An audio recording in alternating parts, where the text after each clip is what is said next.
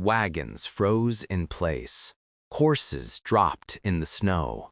And yet, people still pushed west through the Rockies.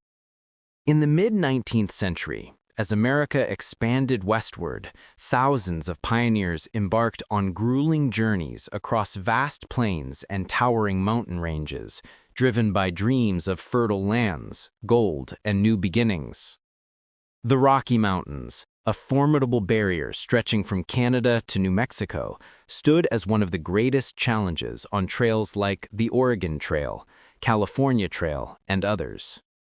Winter crossings amplified the perils exponentially, turning what was already a test of endurance into a deadly gamble against nature's unforgiving forces. This documentary explores the frozen trails of the American West, delving into the dangers of mountain passes blanketed in snow, the desperate measures for shelter, the terror of avalanches, heroic wagon rescues, eerie parallels to the infamous Donner Party, and the unbreakable bonds of trail camaraderie that sometimes meant the difference between life and death. To understand the scope of these dangers, we must first examine the mountain passes themselves, the gateways through the Rockies that pioneers relied upon. Unlike the jagged, impassable peaks that dominate much of the range, certain passes offered relatively navigable routes, discovered and mapped by fur trappers and explorers in the early 1800s. South Pass, located in southwestern Wyoming, was perhaps the most crucial. Discovered in 1811 by Robert Stewart of the Asturian expedition, and later popularized by mountain men like Jedediah Smith, this 20-mile-wide saddle in the Continental Divide provided a gentle incline, rising only gradually to about 7,550 feet. It was hailed as the gateway to the West because it allowed wagon trains to cross the Rockies without the need for dismantling vehicles or portaging over sheer cliffs. For emigrants on the Oregon and California trails, South Pass marked a psychological milestone. They had conquered the mountains, or so they thought.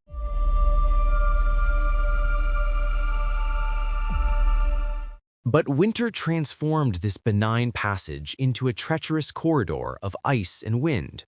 Pioneers who departed too late in the season from jumping-off points like Independence, Missouri or Fort Laramie often found themselves racing against the first snowfalls, which could arrive as early as September in higher elevations.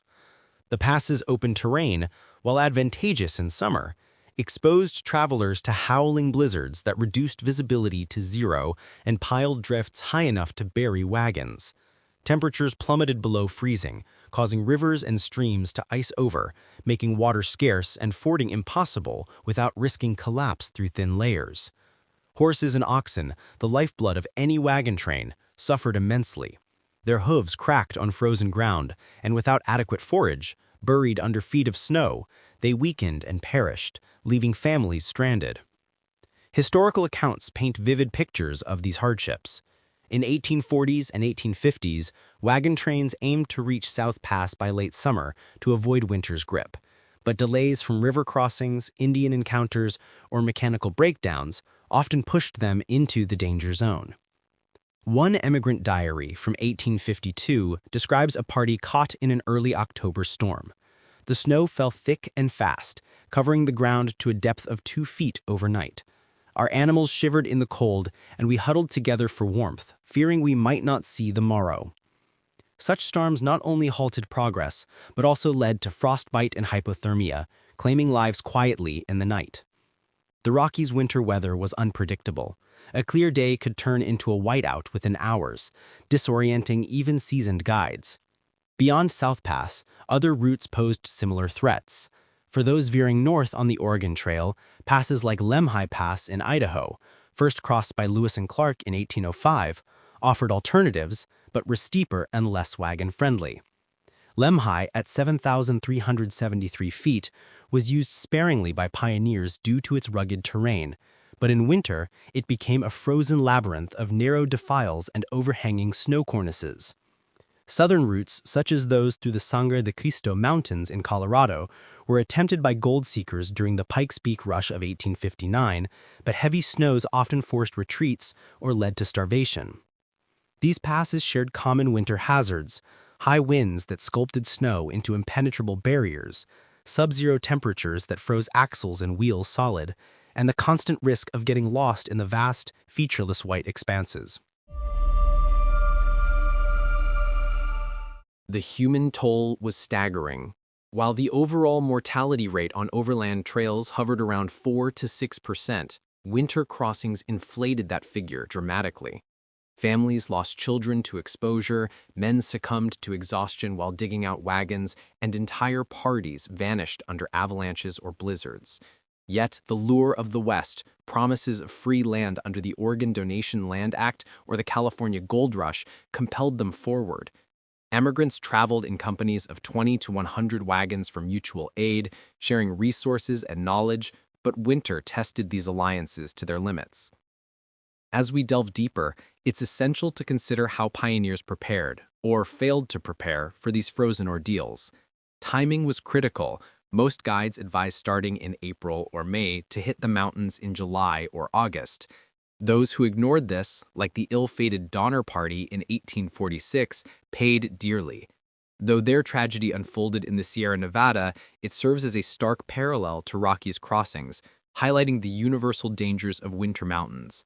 The Donners, delayed by a dubious shortcut called the Hastings Cutoff, arrived at Truckee Pass, now Donner Pass, just as heavy snows began, trapping them for months. Of the 87 members, only 48 survived, resorting to desperate measures amid starvation and cold. In the Rockies, similar stories abound, though less sensationalized. Mormon pioneers in 1856, using handcarts instead of wagons, faced blizzards near South Pass, losing dozens to freezing before rescues arrived. These events underscore a key theme. The mountains in winter were not just physical barriers, but psychological crucibles, where hope clashed with harsh reality. Moving forward, we explore the improvised snow shelters that offered scant protection against the elements. Pioneers, lacking modern gear, relied on ingenuity, digging trenches, piling snow around wagons, or constructing crude cabins from felled trees. But in deep powder, these efforts often fell short, leaving them vulnerable to the creeping chill. Faced with the relentless assault of winter in the Rocky Mountains, pioneers on the overland trails had to improvise shelters from the very elements that threatened them. Without the luxury of permanent structures or modern insulation, these hardy souls turned to the snow itself as both enemy and ally, crafting rudimentary havens that could mean the difference between survival and a frozen grave. Snow shelters, ranging from simple windbreaks to elaborate dugouts, became critical tools in their arsenal against hypothermia, frostbite, and the bone-chilling winds that howled through the passes. This section uncovers the ingenuity and desperation behind these constructions, drawing on historical accounts from the Oregon and California trails, as well as parallels to the Donner Party's ordeal in the nearby Sierra Nevada. The most basic form of snow shelter employed by emigrants was the wagon itself, repurposed as a barrier against the elements. Wagon trains, typically consisting of canvas-covered Conestoga or prairie schooners, offered a modicum of protection when parked in a circle to form a corral, a tactic borrowed from earlier fur trappers and Native American practices. In winter blizzards, pioneers would heap snow around the wagon's bases to block drafts, creating a semi-insulated enclosure. Inside, families huddled under blankets, buffalo robes, or whatever hides they had procured along the trail. Fires were kindled in the center of the circle when wood was available, though fuel was often scarce in the treeless expanses near passes like South Pass. One account from an 1850s traveler describes the setup. We piled the snow high against the wagons, turning them into igloo-like forts, and prayed the storm would pass before our provisions ran dry. However, these arrangements were far from foolproof. Heavy snowfalls could collapse canvases, and prolonged exposure still led to illness and death.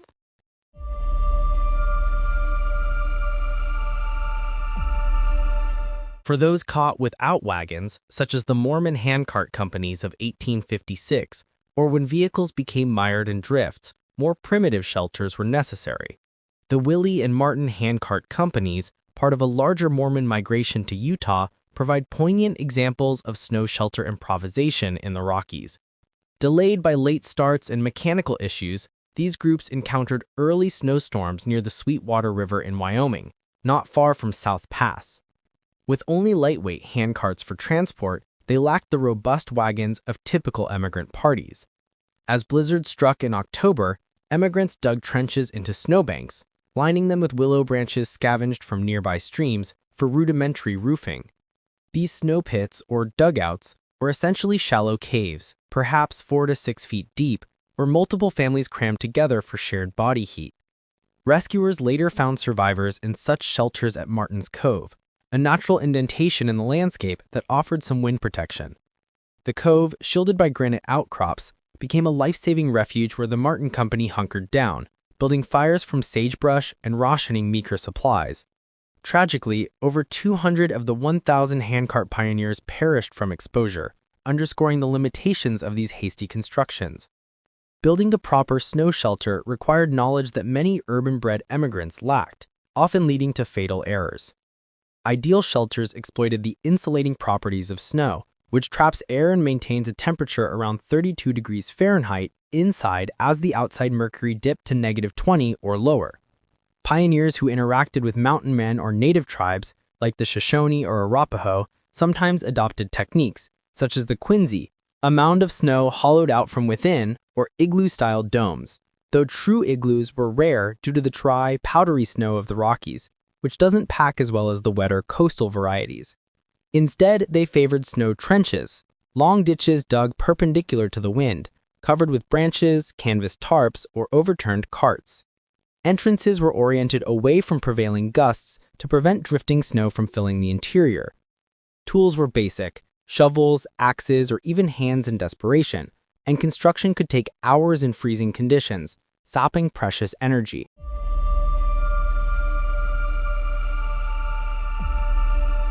Historical diaries reveal the psychological toll of these shelters. Confined in dark, damp spaces for days or weeks, emigrants battled claustrophobia, smoke from indoor fires, and the constant drip of melting snow. Sanitation was a nightmare. Waste froze solid but still bred disease when thawed. Children, the most vulnerable, often succumbed first, their small bodies unable to generate sufficient heat. One Oregon Trail journal from 1849 notes a family who survived a week in a snow trench near Independence Rock. "We burrowed like moles, sharing our warmth and stories to keep madness at bay, but the cold claimed our youngest before dawn."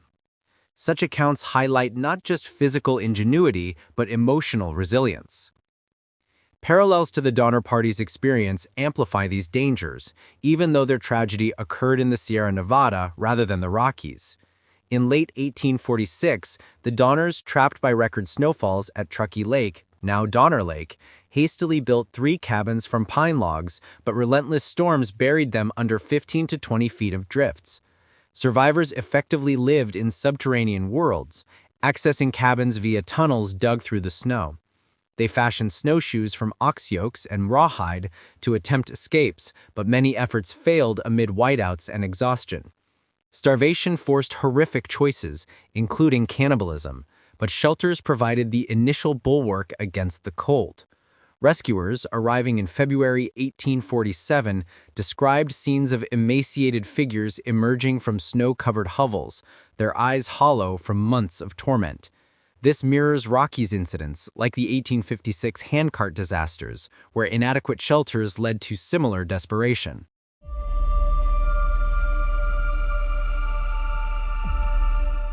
Yet, not all stories ended in tragedy. Successful shelters often incorporated communal efforts, foreshadowing the trail camaraderie we'll explore later. In the Rockies, parties sometimes felled trees to create lean-tos against rock faces, insulating with pine boughs and snow. During the Gold Rush era, prospectors on southern trails through Colorado built snow cabins, log walls roofed with sod and snow for extended winter stays. These structures, warmer than tents, allowed groups to weather storms before pressing on. The evolution of shelter techniques reflected lessons learned over decades. Early 1840s emigrants, like those in the Bartleson-Bidwell Party, relied on tents that shredded in winds. But by the 1850s, guides like Jim Bridger advised packing extra canvas and learning from locals. Still, overconfidence doomed many. The Donner Party ignored warnings about late-season travel, echoing Rockies travelers who pushed through September snows. As we transition, these shelters set the stage for greater perils. Avalanches, which could bury even the sturdiest refuges in seconds. Pioneers, already weakened, faced the thunderous roar of cascading snow, turning their frozen trails into graveyards.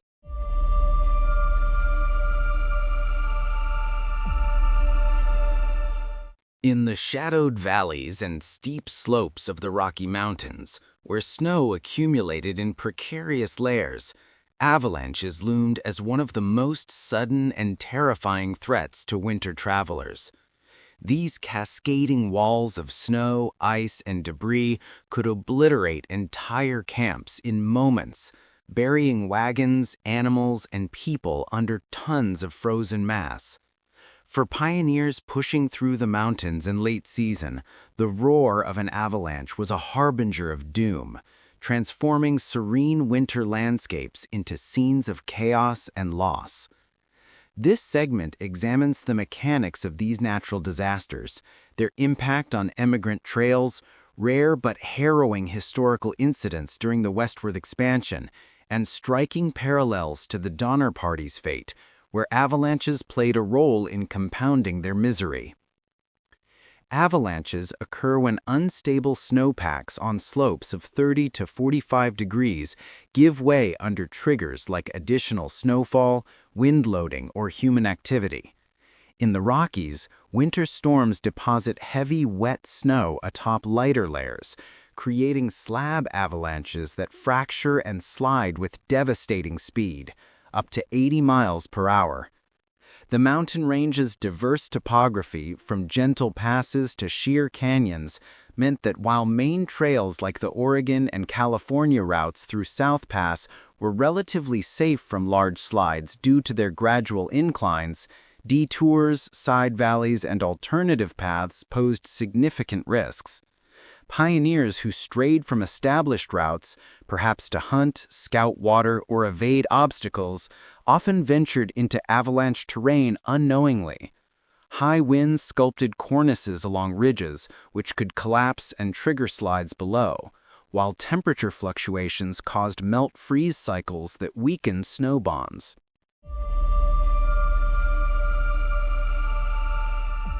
During the mid-19th century westward expansion, avalanches were more commonly associated with mining camps and later settlements than with wagon trains. But the dangers were ever present for those caught in winter. The heavy mining era from 1860 to 1900 saw 442 recorded avalanche deaths in Colorado alone, many in the Northern Front Range and Central Mountains, where prospectors built cabins in narrow gulches prone to slides.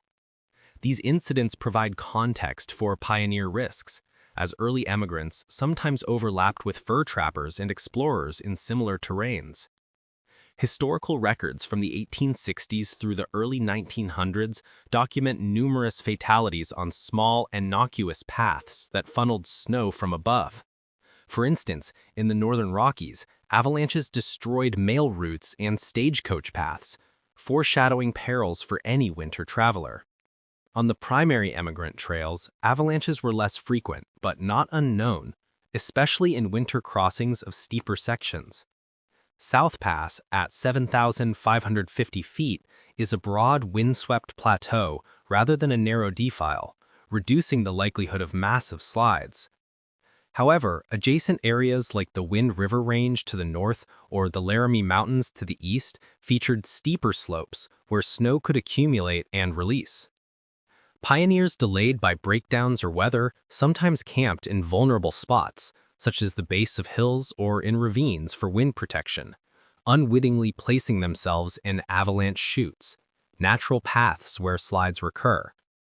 One account from the 1850s describes a small party near South Pass caught in a minor slide. A rumble like thunder echoed above and a rush of snow swept down, carrying away our tent and scattering our goods. Miraculously, none were buried, but the fright lingered. Such events, though rare in diaries, highlight the unpredictability. Most emigrants avoided winter travel precisely to evade these and other snow-related hazards.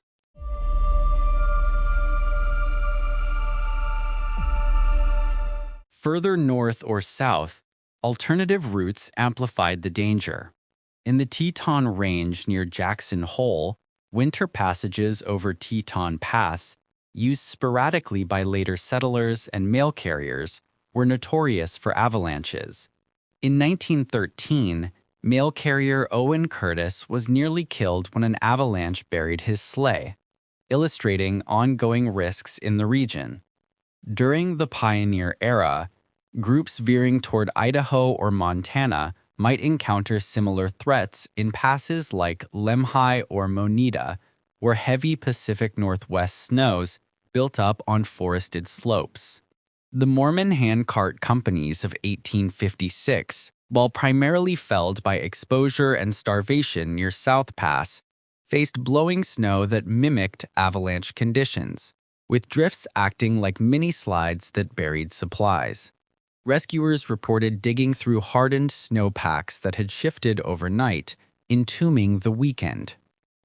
The psychological impact of avalanches cannot be overstated. Survivors described the eerie silence before the roar, the ground trembling as if in an earthquake, and the suffocating darkness of burial. Those lucky enough to be partially exposed clawed their way out, but many perished from asphyxiation or trauma. Pioneers lacked modern tools like probes or beacons. Rescues relied on companions spotting debris or hearing muffled cries. In the vast Rockies, a buried party might go undiscovered until spring thaws revealed grim remains.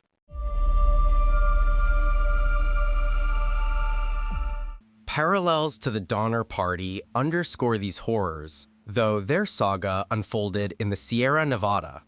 In January 1847, an avalanche struck one of their cabins at Truckee Lake, burying it under feet of snow and killing several already starved members. The party's earlier delays mirrored those of Rocky's travelers. Ignoring advice to hurry, they arrived late and faced record snowfalls that triggered multiple slides. Rescue efforts were hampered by further avalanches, which swept away supply caches and endangered relief parties. This echoes potential Rockies scenarios. Had a large wagon train been trapped in a steeper pass like those in Colorado during the gold rush, the outcome could have been similarly catastrophic. During the Pikes Peak rush of 1859, prospectors wintering in the Central Rockies lost lives and equipment to slides, with one 1860 incident in Clear Creek Canyon burying a camp of 20 under an avalanche from overhanging cliffs. Despite the terror, some pioneers mitigated risks through knowledge passed from guides. Mountain men like Kit Carson warned of snowslides in certain valleys, advising travel during midday when temperatures stabilized layers. Native tribes familiar with the terrain avoided high-risk areas in winter, a lesson slowly learned by emigrants. As we proceed, these avalanche dangers often necessitated daring wagon rescues, where survivors banded together to extricate buried or stranded vehicles from the snow's grip, testing the limits of human strength and solidarity.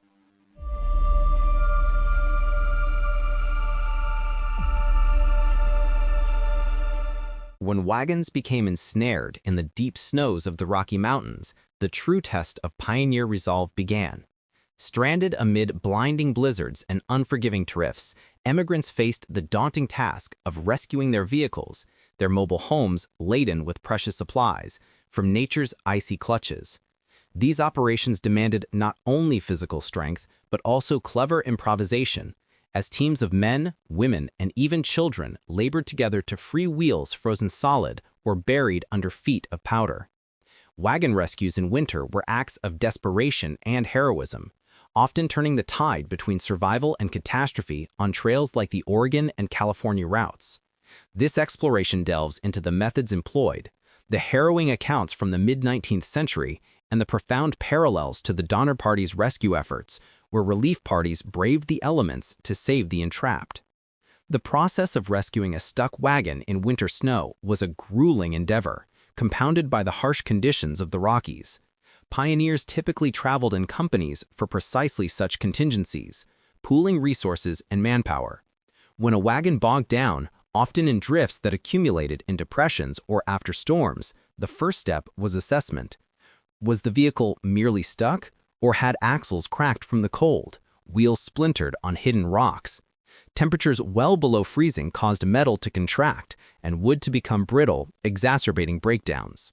To extricate it, emigrants shoveled paths using whatever tools they had, spades, axes, or even pots and pans in a pinch, while others harnessed extra teams of oxen or horses from trailing wagons to pull.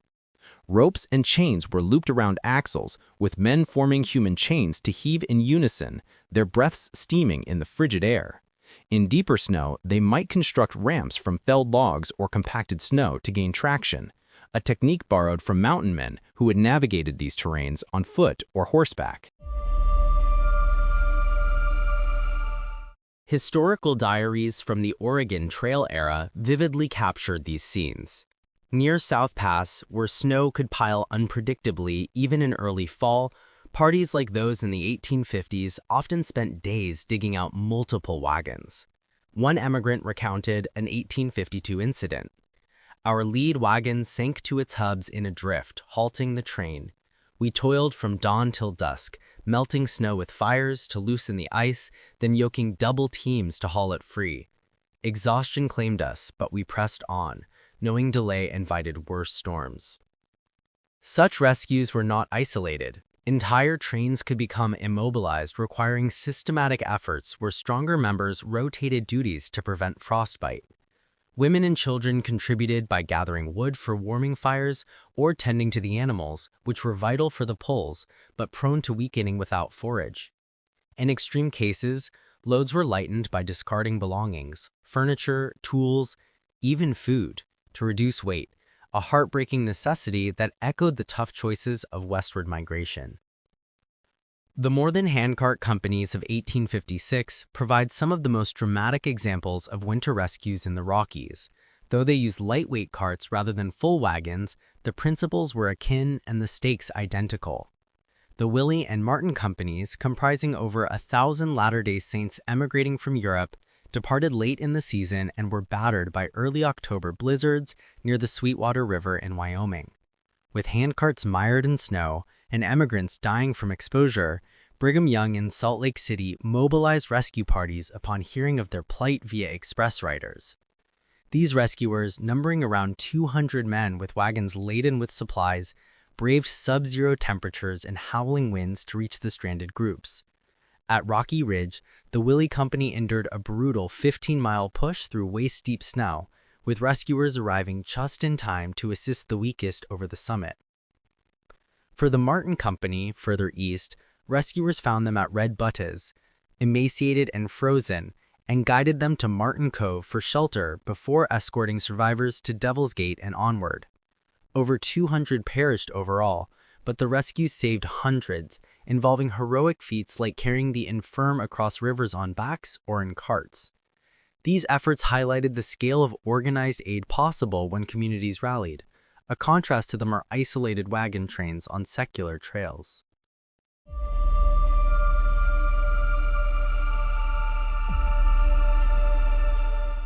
In other instances, rescues came from fellow travelers or forts along the route. During the gold rush, prospectors on southern Rockies paths through Colorado sometimes aided stuck wagons, sharing mules or provisions. One 1859 account from the Pikes Peak Trail describes a party rescuing a family wagon buried after an avalanche-like drift. "We linked arms, forming a living rope, and pulled while oxen strained, freeing the conveyance as night fell. Failures, however, were tragic. Abandoned wagons dotted the trails, markers of defeated dreams, their contents scavenged by later parties or lost to the elements.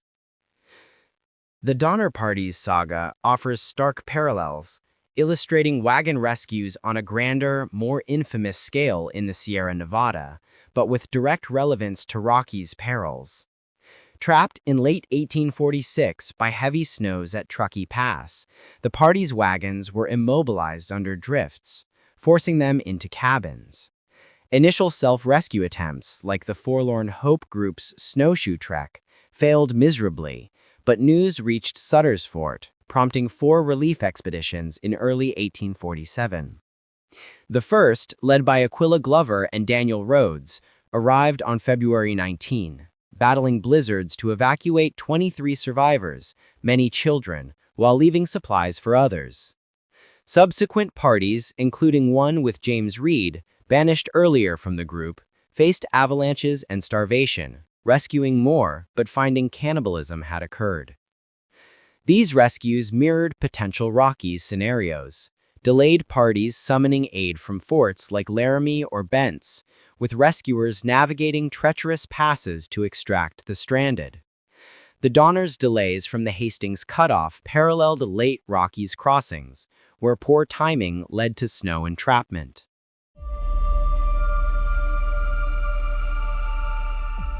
These rescue narratives reveal the human spirit's tenacity, but also its fragility. Success depended on timing, weather, and camaraderie, the bonds that held companies together amid adversity. As we continue, these tales of rescue lead naturally to a deeper examination of the Donner Party's parallels, where the horrors of winter entrapment in the mountains reached their most infamous depths, offering lessons etched in snow and sorrow.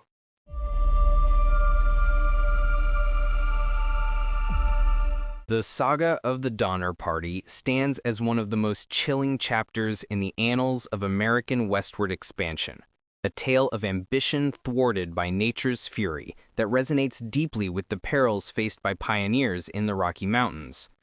While their ultimate tragedy unfolded in the Sierra Nevada, the Donner Party's journey originated on the same overland trails that crossed the Rockies, and their misfortunes, stemming from delays, poor decisions, and unrelenting winter weather, mirror the frozen ordeals of many who braved the Continental Divide. This section delves into the Donner Party's harrowing story, exploring its eerie parallels to Rocky's crossings, particularly the Mormon handcart disasters of 1856, and how these events underscore the universal dangers of mountain winters during the pioneer era. The Donner Party, sometimes referred to as the Donner-Reed Party, set out in the spring of 1846 from Springfield, Illinois, as part of a larger wave of emigrants bound for California. Led by brothers George and Jacob Donner, along with James F. Reed, the group initially comprised about 87 men, women, and children traveling in wagons laden with supplies for a new life in the West.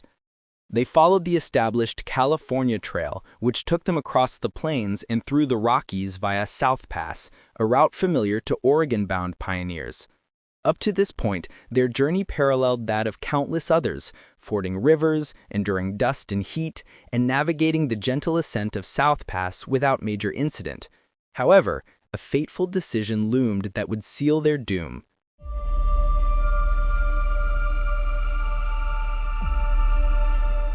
Enticed by Lansford W. Hastings' promotional guidebook promising a shortcut, the party opted for the Hastings Cutoff, a purportedly faster route that veered south from Fort Bridger in Wyoming, skirting the Great Salt Lake through the arid wastelands of Utah and Nevada.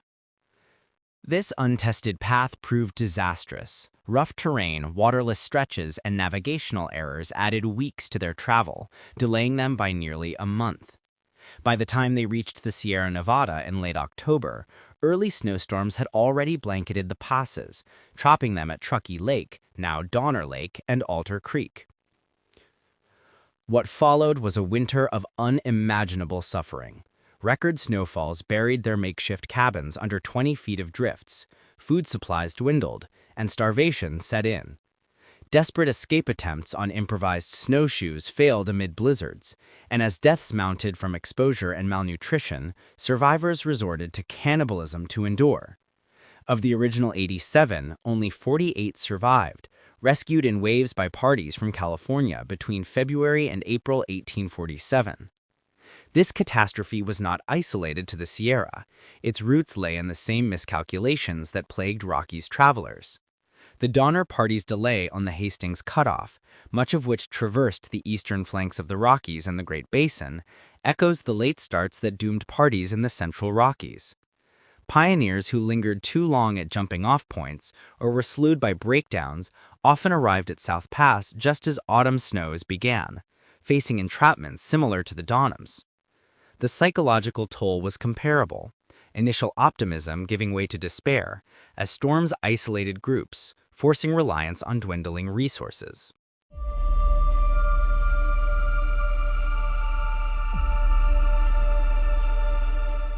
Striking parallels emerge when comparing the Donner Party to the Mormon handcart companies of 1856, whose winter disasters unfolded directly in the Rocky Mountains. Like the Donners, the Willie and Martin handcart companies, part of a cost-effective migration scheme devised by Brigham Young, departed late in the season, with emigrants pulling lightweight carts instead of driving wagons. Numbering over 1,000 souls, mostly poor European converts, they left Iowa City in July and August, far behind schedule due to delays in outfitting. As they approached the Rockies in Wyoming, early October blizzards struck near the Sweetwater River and South Pass, mirroring the Donners' entrapment by unexpected snow. Temperatures plunged, rations ran low, and hundreds perished from hypothermia, starvation, and exhaustion. Over 200 in total, a mortality rate akin to the Donners' 45% loss. Both groups exhibited similar survival strategies and failures.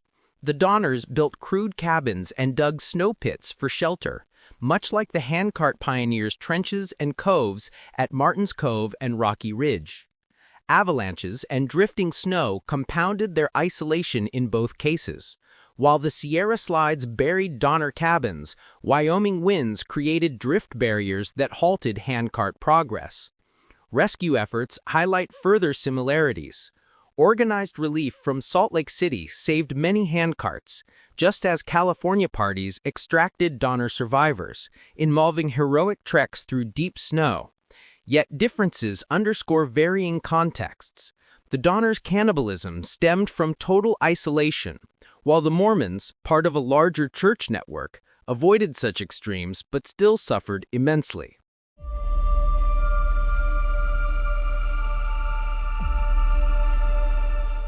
These parallels extend beyond logistics to broader themes of westward migration. Both the Donner Party and handcart companies were driven by dreams.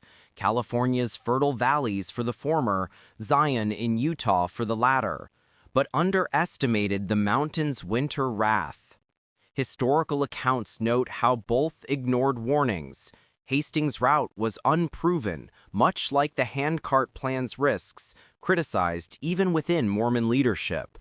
Moreover, the Mormon battalion, en route to California during the Mexican-American War, encountered the Donner remnants in 1847, linking the tragedies directly as soldiers buried bodies and reflected on shared pioneer hardships. Other Rockies incidents reinforce these echoes. During the Pikes Peak Gold Rush of 1859, prospectors wintering in Colorado's mountains faced starvation and exposure, abandoning supplies in snow much like the Donners discarded goods to lighten loads. The overarching lesson from these parallels is clear. The mountains, whether Sierra or Rockies, demanded respect for timing and preparation.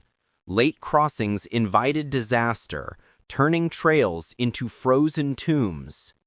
Yet amid the horror, bonds of humanity shone through. acts of sacrifice and support that define trail camaraderie, the final thread in our exploration of these frozen perils.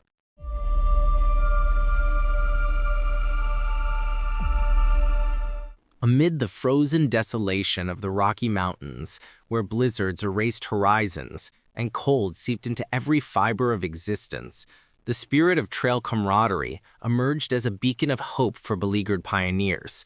On the overland trails like the Oregon and California routes, emigrants formed unbreakable bonds, sharing burdens, resources, and resolve to survive the winter's onslaught. This camaraderie, manifested in mutual aid, collective decision-making, and selfless acts, often proved the thin line between annihilation and endurance. As we conclude our exploration of the frozen trail's dangers, this segment illuminates the human connections that flourished amid adversity, drawing from historical accounts of wagon trains, the Mormon handcart rescues of 1856, and echoes in the Dahmer Party struggle, where cooperation flickered even in the darkest hours. Trail camaraderie began long before the mountains. Forged in the communal structure of wagon companies, pioneers rarely traveled alone. Instead, they organized into groups of 20 to 100 wagons, often comprising extended families, neighbors, or like-minded settlers from the same regions back east. These companies elected captains and established rules for governance, such as rotating guard duties, sharing hunting yields, and assisting with repairs. On the Oregon and California trails, this organization was crucial for crossing the plains, but it became life-saving in the Rockies' winter grip. When storms hit near South Pass or other high elevations, parties pooled their strength to dig out stuck wagons, ration food for the weakest, and tend to the ill. Diaries from the era recount how strangers became kin through shared hardship. One 1850s emigrant noted how a neighboring wagon's family shared their last flour during a snowbound halt, preventing starvation for children in his own group. Such acts of generosity were commonplace, rooted in the understanding that individual survival depended on the collective. In winter conditions, camaraderie extended to innovative problem-solving and emotional support. Pioneers exchanged knowledge gleaned from gods or Native Americans, teaching each other to build snow shelters or melt ice for water without wasting precious fuel. Women, often overlooked in frontier narratives, played pivotal roles in fostering unity, organizing communal meals from scant provisions, nursing the frostbitten across family lines, and maintaining morale through songs, stories, and prayers around flickering campfires. Children, too, contributed by gathering kindling or caring for siblings, learning early the value of interdependence. Historical accounts highlight how these bonds mitigated isolation. In one California trail party delayed by early snows in the Wasatch Range, emigrants formed vigil committees to watch over the vulnerable at night, rotating shifts to prevent anyone from freezing alone.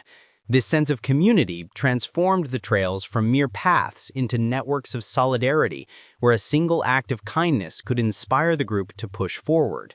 The Mormon handcart companies of 1856 exemplified trail camaraderie elevated to heroic proportions amid the Rockies' winter fury. Comprising mostly poor European immigrants faithful to the Church of Jesus Christ of Latter-day Saints, the Willie and Martin companies embodied communal devotion from the outset, with members assisting each other in pulling carts across vast distances. When blizzard struck in Wyoming's high plains near South Pass in October, camaraderie shone brightest. Stronger individuals carried the infirm, shared clothing to shield against the wind, and divided meager rations equally, even as deaths mounted. At Rocky Ridge, the Willie Company endured a grueling ascent through deep snow, with men and women linking arms to form human chains, pulling carts uphill while singing hymns to bolster spirits. The Martin Company's refuge at Martin's Cove saw similar unity. Survivors huddled in snow trenches, recounting faith stories to combat despair, and burying the dead with collective rites. This internal camaraderie was amplified by external aid. On learning of the crisis during October conference in Salt Lake City, Brigham Young rallied the community, declaring, "Go and bring in those people now on the plains." Over 200 rescuers ventured into the storms, embodying broader Mormon solidarity, sharing wagons, food, and warmth to escort the survivors home. One rescuer, Francis Webster, later reflected on the experience as a testament to divine fellowship, where angels aided their efforts. Though over 200 perished, the rescues saved hundreds, illustrating how camaraderie, fueled by religious conviction, conquered the mountain's isolation.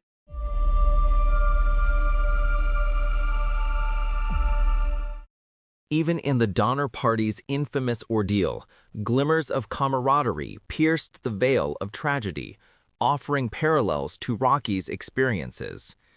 Initially a cohesive group of families and hired hands, the party demonstrated cooperation early on, helping each other through the Hastings Cutoff's trials. Once trapped in the Sierra snows, conditions akin to Rocky's blizzards, they shared cabins, pooled remaining food, and organized escape attempts like the Forlorn Hope Group, where 15 volunteers braved the elements on snowshoes to seek help, sacrificing for the greater good. Women such as Tamsin Donner nursed the sick across family lines, while men hunted together despite dwindling game. Conflicts arose. James Reed's banishment after a fatal altercation strained unity. But even then, Reed later led a rescue party, redeeming bonds of loyalty. Relief efforts from California involving former trail companions and strangers mirrored the communal rescues in the Rockies, with parties enduring hardships to evacuate survivors. Survivors' accounts, like those of Virginia Reed, emphasize moments of compassion amid horror, such as sharing boiled hides or comforting children with tales of better days. These acts, though overshadowed by cannibalism, highlight how camaraderie persisted, much like in the handcart companies, where faith and fellowship sustained the group.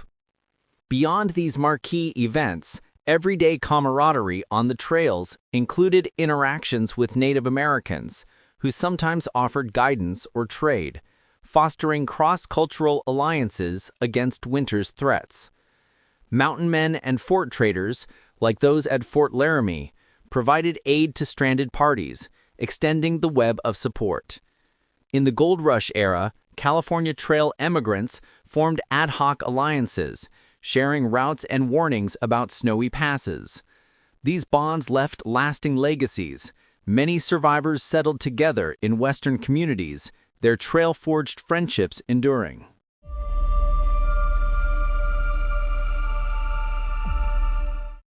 Yet, camaraderie had limits. Exhaustion bred tensions, and not all acts were altruistic.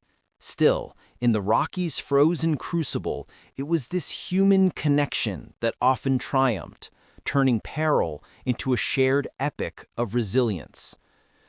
As we reflect on these frozen trails, the dangers, from treacherous passes to avalanches, reveal not just nature's might, but humanity's capacity for unity in the face of the abyss.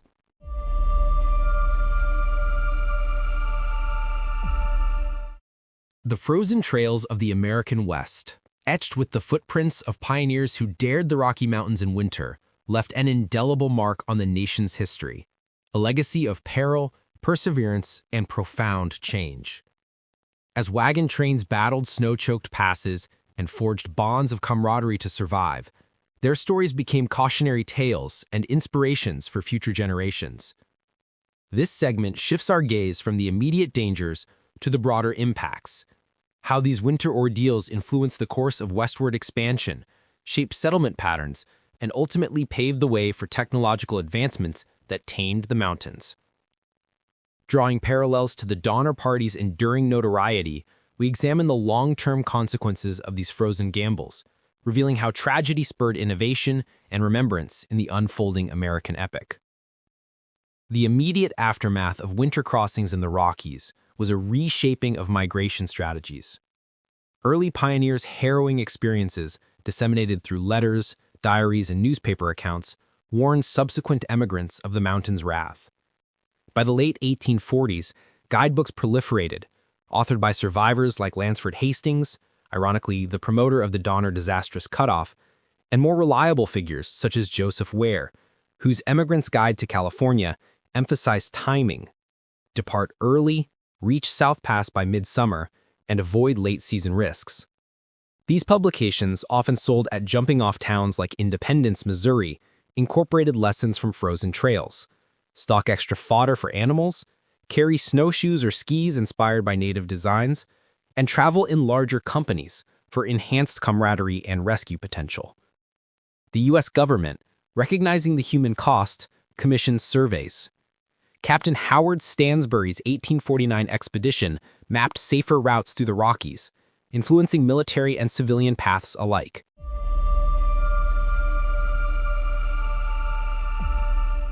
Settlement patterns in the West bore the scars of these winter dangers. Survivors of Rockies ordeals often clustered in valleys shielded from harsh weather, accelerating the growth of communities in Utah, Colorado, and beyond. The Mormon pioneers, having endured the handcart tragedies, established a network of way stations along the trail, providing shelters and supplies for future migrants, a direct response to the camaraderie that saved them. In Colorado, the Pikes Peak Gold Rush of 1859 drew thousands, but winter losses in passes like Berthoud and Loveland prompted the development of mining towns at lower elevations, where avalanches and blizzards were less lethal. These settlements evolved into hubs like Denver, founded in 1858 amid rush fever, where pioneers shared stories of frozen rescues, fostering a culture of mutual aid that defined frontier society. Economically, the dangers of winter mountain crossings highlighted the inefficiencies of wagon travel, hastening the push for railroads. The Transcontinental Railroad, completed in 1869 at Promontory Summit, Utah, not far from South Pass, rendered overland trails obsolete for mass migration. Pioneers' accounts of snowbound wagons and lost livestock underscored the need for year-round transport. Entrepreneurs like Theodore Judah advocated for iron rails through the mountains, citing the Donner Party's fate as a stark example of what railroads could prevent.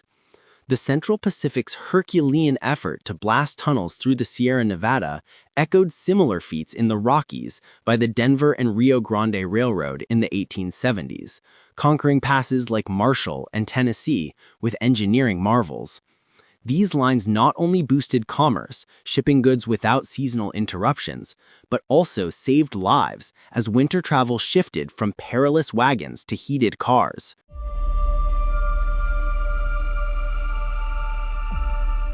Culturally, the Frozen Trail's legacy permeates American lore, immortalizing the pioneer spirit while cautioning against hubris. Museums and historic sites such as the National Oregon Trail Center in Wyoming or Martin's Cove Historic Site preserve artifacts from winter ordeals, rusted wagon parts unearthed from snowdrifts, diaries recounting avalanches, and monuments to the fallen.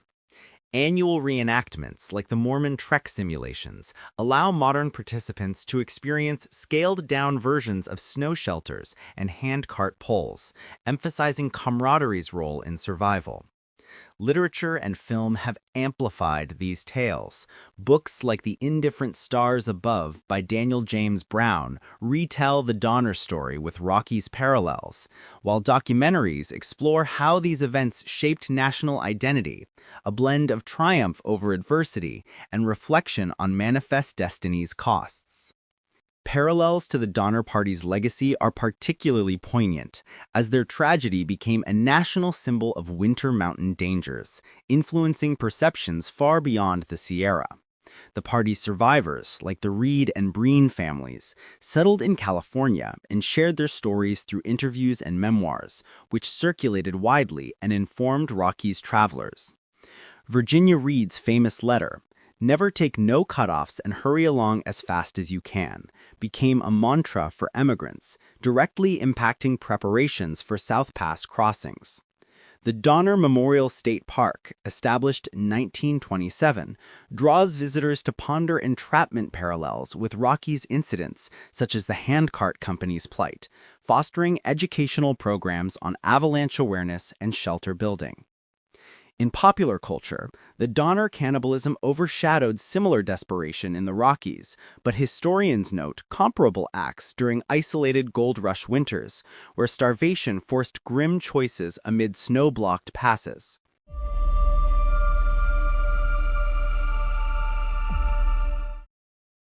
The environmental legacy is equally significant. Pioneer winter crossings accelerated ecological changes in the Rockies, overgrazing by weakened livestock depleted meadows, while woodcutting for shelters denuded slopes, potentially exacerbating avalanches through reduced forest cover. Modern climate studies link these historical events to contemporary issues, as warming trends alter snowpack stability, increasing slide risks in areas once traversed by wagons. Conservation efforts, inspired by pioneer hardships, have led to protected areas like Rocky Mountain National Park, where trails commemorate emigrant routes while promoting safe winter recreation. Socially, the frozen trails highlighted inequalities in migration. Wealthier parties could afford better wagons and guides, surviving winters that doomed the poor, like the handcart Mormons or Donner stragglers. Women and children bearing disproportionate burdens emerged as unsung heroes in camaraderie narratives, challenging gender norms and contributing to suffrage movements in Western states. Native Americans, often aides in rescues, saw their lands encroached upon, with winter dangers indirectly justifying federal interventions that displaced tribes. As the era of wagon trains waned, the frozen trails' echoes persisted in American resilience. Veterans of Rockies winters became community leaders, their stories of wagon rescues and snow shelters instilling values of preparation and unity. Yet, tragedies like the Donner Party reminded that nature's indifference could shatter dreams, urging humility in the face of the mountains. Looking ahead, we turn to the technological triumphs that followed these ordeals, exploring how engineering conquered the very peaks that once claimed so many lives.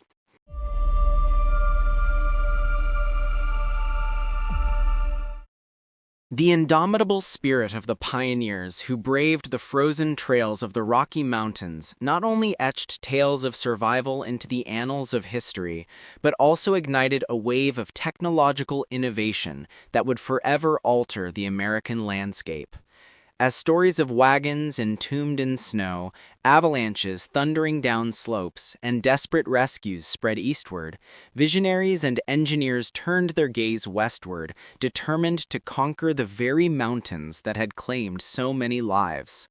This chapter examines the engineering marvels that emerged in the wake of these ordeals: railroads piercing the peaks, tunnels burrowing through granite, and passes transformed by human ingenuity, drawing connections to the Donner Party's influence on public awareness and how these advancements rendered the perils of winter crossings a relic of the past. The push for railroads across the Rockies was born directly from the inefficiencies and dangers exposed by pioneer migrations. In the decades following the Oregon Trail's heyday, the federal government, spurred by economic imperatives and the California Gold Rush's demands, invested in infrastructure to facilitate safe, year-round travel.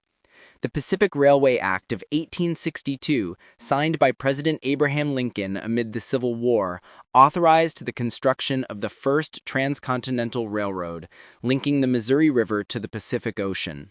This ambitious project, undertaken by the Union Pacific from the east and the Central Pacific from the west, aimed to bypass the treacherous overland routes that had doomed late-season travelers. Meeting at Promontory Summit, Utah, on May 10, 1869, the railroad's completion was a triumph over the same terrain where South Pass had once been the only viable crossing. No longer would immigrants face blizzards in exposed wagons. Instead, steam locomotives pulled passenger cars through sheltered routes, reducing travel time from months to days and minimizing winter risks.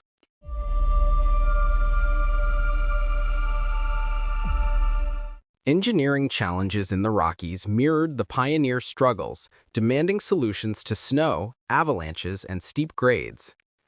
The Union Pacific's route through Wyoming followed the gentle contours of South Pass, but still contended with heavy snowfalls. To combat drifts, crews erected snow sheds, wooden structures covering tracks, and deployed rotary plows, massive machines with spinning blades to clear paths. Further south, the Denver and Rio Grande Western Railroad, chartered in 1870, tackled Colorado's formidable peaks, including the Sangre de Cristo and San Juan Mountains. where gold and silver booms echoed the earlier rushes.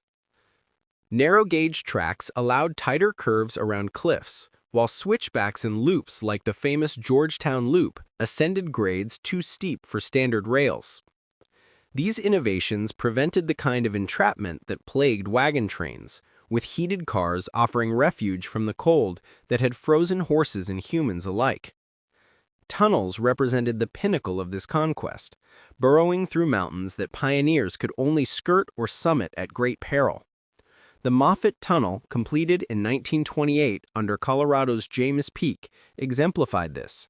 At 6.2 miles long and 9,239 feet elevation, it shortened routes by 23 miles and avoided Rollins Pass's notorious snow blockades, where earlier wagon and stagecoach travelers had endured avalanches and rescues reminiscent of the Donner Party. Drilled with dynamite and lined with concrete, such tunnels shielded trains from winter's fury, allowing commerce to flow uninterrupted. Similarly, the Eisenhower-Johnson Memorial Tunnels, opened in 1973 on Interstate 70, carried the legacy forward into the automotive age, piercing the Continental Divide at 11,158 feet and eliminating the need for hazardous surface crossings over Loveland Pass.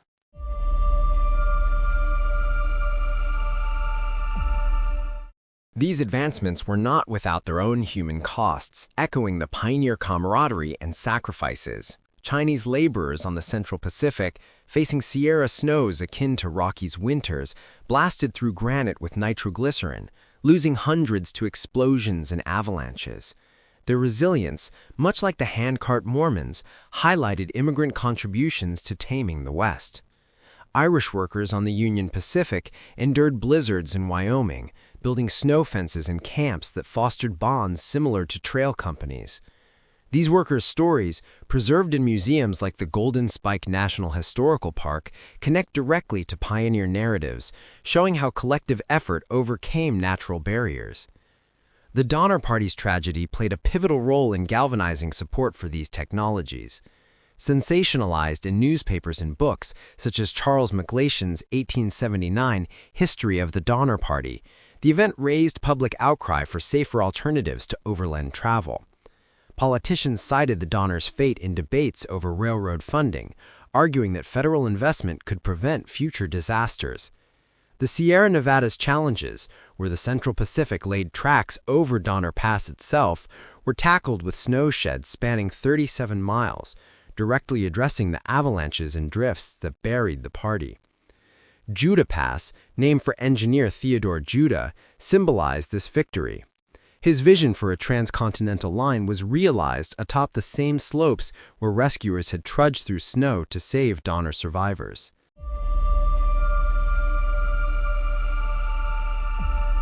Beyond railroads, other innovations stemmed from frozen trail lessons. The automobile era brought plowed roads and chains, evolving into modern snow tires and highway patrols. Aviation routes over the Rockies, pioneered in the 1920s, offered even faster traversal, with airports like Denver International designed to withstand winter storms. Telecommunication lines, strung alongside rails, enabled rapid distress calls, a far cry from the isolated cries of stranded pioneers. Environmentally, these developments had mixed impacts. Railroads facilitated resource extraction, leading to deforestation and habitat disruption in avalanche-prone areas, but also spurred conservation. Figures like John Muir, horrified by pioneer-era exploitation, advocated for national parks, resulting in Rocky Mountain National Park in 1915, preserving trails as historical sites. Modern engineering incorporates avalanche mitigation, deflectors, explosives for controlled slides, drawing from historical data on pioneer incidents.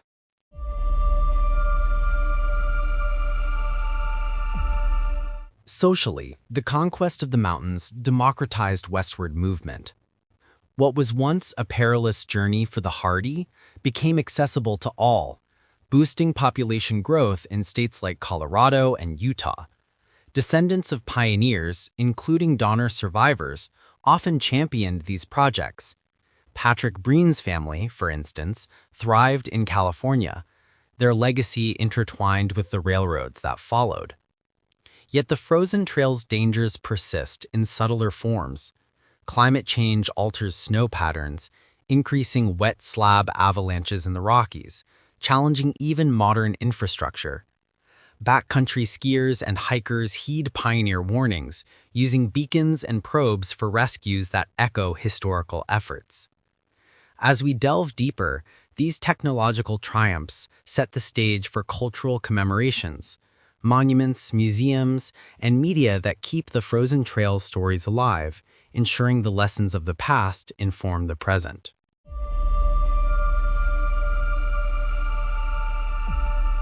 The echoes of wagons creaking through snow-choked passes and the cries of pioneers lost to blizzards have not faded into silence.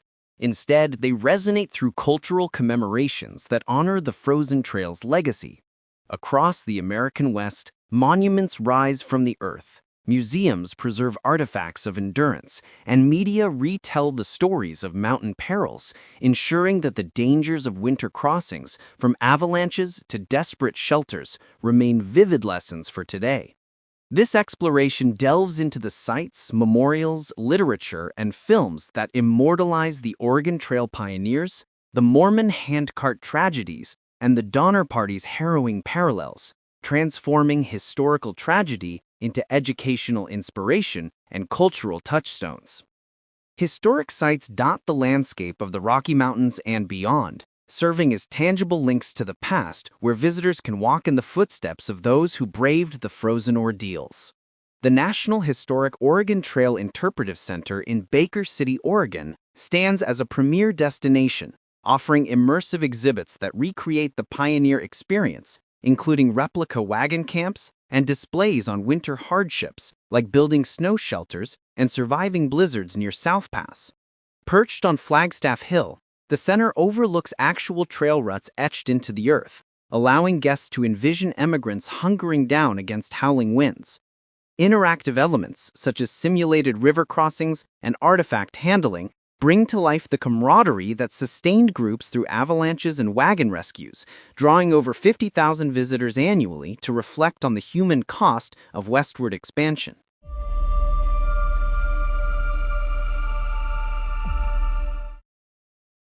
Further east, in Montpelier, Idaho, the National Oregon-California Trail Center provides an interpretive indoor adventure, guiding patrons through simulated wagon journeys, complete with actor-led narratives of winter dangers.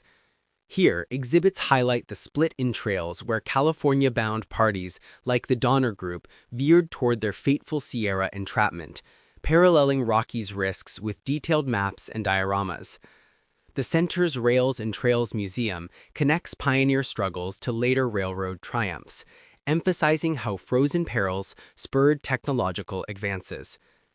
In Wyoming, Independence Rock, known as the Register of the Desert, bears thousands of carved names from immigrants, including those who paused before pushing into snowy passes.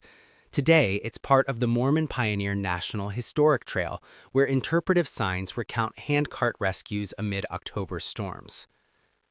The Mormon handcart tragedies of 1856 are poignantly commemorated at sites that evoke the raw desperation of those frozen days. Martin's Cove near Alcova, Wyoming, is a sacred refuge managed by the Church of Jesus Christ of Latter-day Saints, featuring a visitor center with artifacts, artwork, and exhibits detailing the Willie and Martin Company's ordeals, snow trenches, communal aid, and the heroic arrivals of rescuers from Salt Lake City.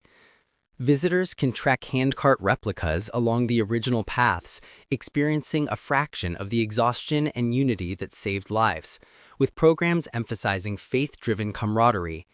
Nearby, the Mormon Handcart Historic Site offers similar immersion, focusing on the lightweight cart's vulnerabilities in winter and allowing participants to pull replicas to grasp the physical toll. The Pioneer Trail Museum in nearby areas features a replica handcart and oxen yoke, part of certified sites along the Mormon Pioneer National Historic Trail that preserve stories of over 200 lost to the cold. These locations host annual reenactments where modern trekkers don period clothing to simulate the journeys, fostering empathy for the pioneers' resilience.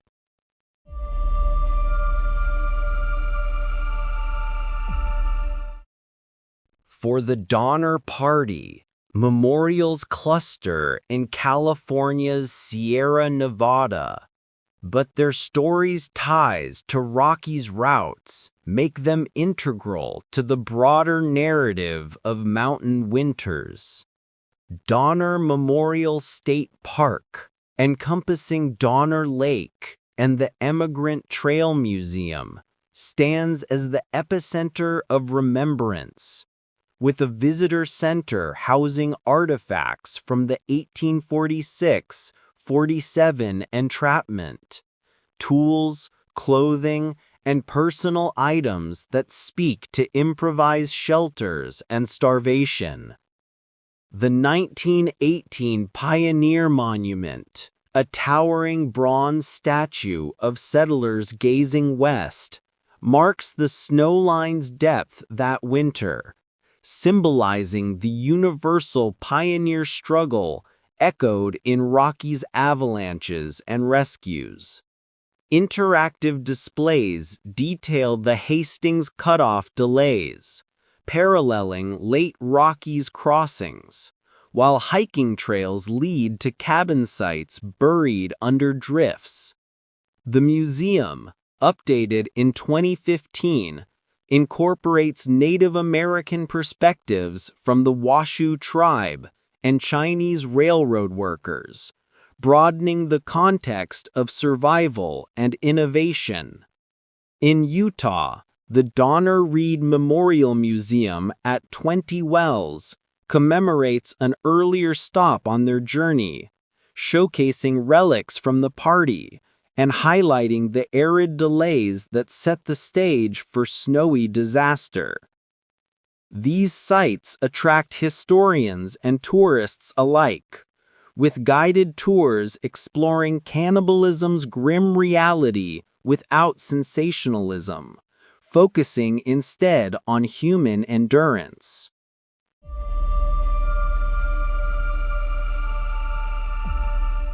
Beyond physical sites, literature and media have etched these frozen tales into cultural consciousness. Books like Devil's Gate, Brigham Young and the Great Mormon Handcart Tragedy by David Roberts meticulously chronicle the 1856 disasters, analyzing leadership decisions and survivor accounts of snow shelters and camaraderie. For the Donner Party, Ethan Rarick's Desperate Passage and Daniel James Brown's The Indifferent Stars Above provide gripping narratives, drawing parallels to Rocky's perils through detailed research on weather patterns and rescue efforts. Documentaries amplify these stories. PBS's American Experience, The Donner Party, reconstructs the saga with expert interviews and reenactments, emphasizing the mountain dangers that trap them. YouTube offerings, such as The True Story of the Donner Party and Surviving the Donner Party, use animation and historical footage to explore avalanches and wagon rescues, reaching millions online. On the Oregon Trail, films like History of the Oregon Trail and Pony Express trace the full route, including winter segments, while Pathways of Pioneers, Idaho's Oregon Trail Legacy, focuses on regional legacies. Reenactment videos, such as The Forlorn Hope, Surviving the Sierra, have participants retrace Donner escape routes, mirroring modern handcart treks in Wyoming.